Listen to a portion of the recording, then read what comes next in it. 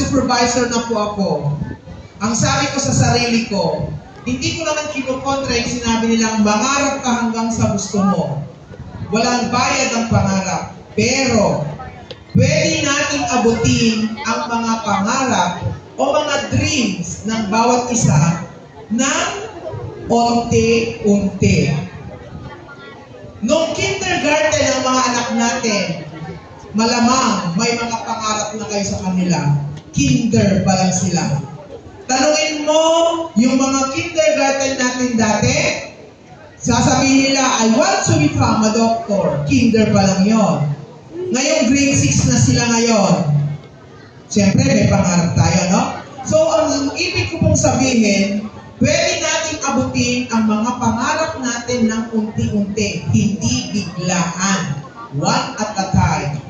Gaya niyan, nakikita natin sila natatanggap ng kanilang mga diploma dahil tapos na po sila ng grade 6. Sa mga magulang natin, pangarapin natin ulit after 6 years or 4 years makapagtapos ang mga anak natin ng junior high school. Huwag po muna kayong mangarap na maging engineer ang mga anak ninyo. After 4 years, junior high school, continue dreaming. Then pagkatapos nun, after 10 years, pagkatapos ng college, mangarap na po kayo kung ano yung mga kursong gusto ninyong kunin. Never stop dreaming. Ano po? Yung sinabi ko sa inyo, if you have a dream, ulitin na natin, dream, continue dreaming, and never stop dreaming. Pakinisay mo, anak. Pakisigaw. Dalawa kayo. Okay, tayo. Sige nga. Tumayo kayo. Kanina pa kayo ngiti ng ngiti sa akin eh. O, sige, irisayot nyo. Hindi ko ibibigay ang diploma ninyo habang hindi nyo may resign. O, sige. O, dalawa kayo. Kakatawa ka, tawa kayo nagtawa sa akin kanina habang magsasalita ko. O, go. Oh. Dream. Tulungan natin. Dream. Continue dreaming. Never stop. Oh, kayong dalawa lang. Gulat kayo. Dream. I'm dreaming. Very good. Palakpakan natin sila. Ayan. Ito. Habang kayo nagsasalita, makinig para kung nagtanong, sasagot mo lahat. Kakaintindihan? Okay. So, pwede po natin ihaling tulad ang ating mga anak sa pagtatanim natin ng isang puno or yung sinasabi nga po nila na parable of the seed. Swerte kayo dahil sa Paligi South Central Elementary School nyo sila itinanim na kung saan may kasama kayong nag-nourish sa kanila. May mga teachers po tayo na magagaling under, di ba ito, Sir Ramil? Meron po tayong mga mababait at natutulungin barangay officials, PTA officials. Lahat kayo ay partner para ngayong araw na to, makita na po ninyo, ngayon po ang araw ng pag-harvest ninyo. Sa mga magulang natin, kung ano, di ba? Sino po sa inyo ang nasubukan sino sa inyo ang nagtanim na? Pakita sa kamay sa mga parents. Wala? Ayan. May iba't ibang klase ng tanim. Gulay, punong kahoy, or halaman.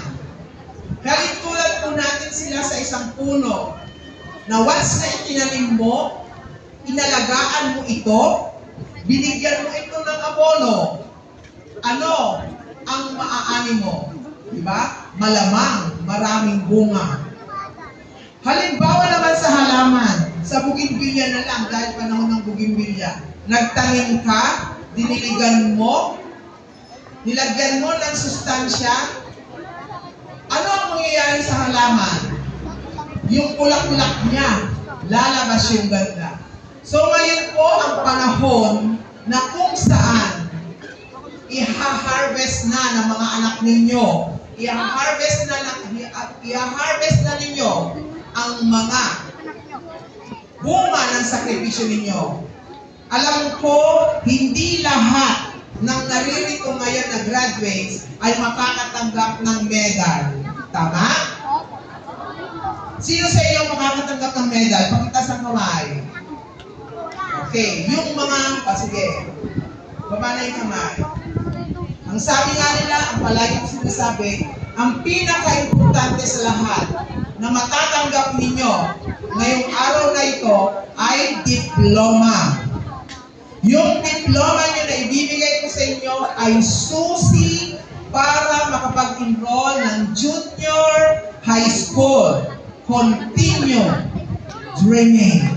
Sa lahat ng mga hindi nakatanggap at hindi makakatanggap ng medals, may panahon pa. Meron pa kayong junior high school. Para pag-graduate nyo ng junior high school, mga magulang, kung kulang po yung pag-aalaga ninyo, kung ano man ang pwede ninyo suporsa sa mga anak ninyo, para pag-graduate nila ng junior high school, yung bunga na makukuha po nila ay mas higit. So sana, yung gusto ko pong iparating sa inyo, kailangan po namin ng suporta ng bawat isa. Sabi nga nila sa tema, Generation of Unity, Partners for the New Philippines. Malay nyo, isa sa mga nakaupo rito ay magiging presidente ng kooperatiba. Hindi presidente ng Pilipinas. Pwede rin. Isa sa inyo rito, makakabalik kay governor after 20 years.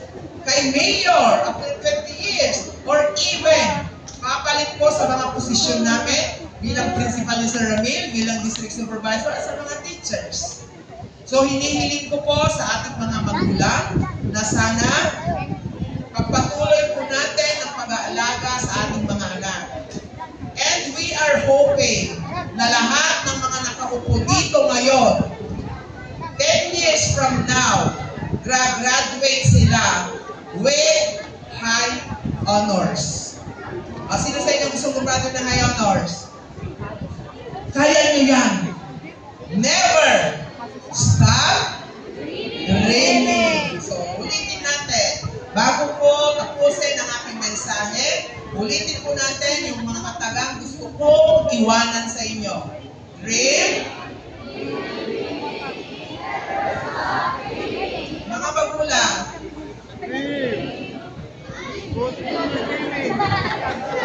So mga magulang po natin. Dream. Continue dreaming. Never stop dreaming ulit. Dream. Continue dreaming. And never stop dreaming. Kaya ako po pinapaulit ito sa inyo dahil hindi kakayanin ng mga anak natin ang maabot ang pangarap nila na nag-iisa. Partner kayo. Dalawa po kayo. Tulungan po ninyo sila para maabot ang kanilang mga pangarap. So, muli, dream, continue dreaming, and never stop dreaming. Magandang gabi. Magandang hapon po sa inyo.